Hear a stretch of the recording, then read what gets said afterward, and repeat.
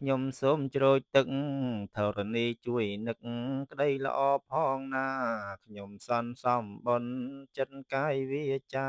ក្នុងធម៌សង្សនារតនំទាំង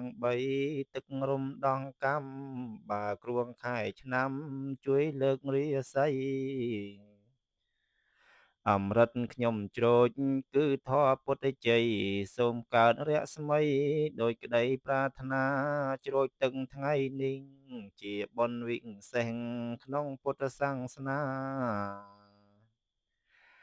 បានបរិច្ចាគទានបំពេញសញ្ញា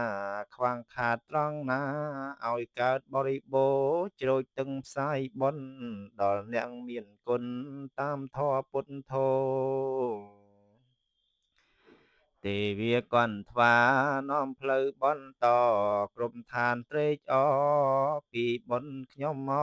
ក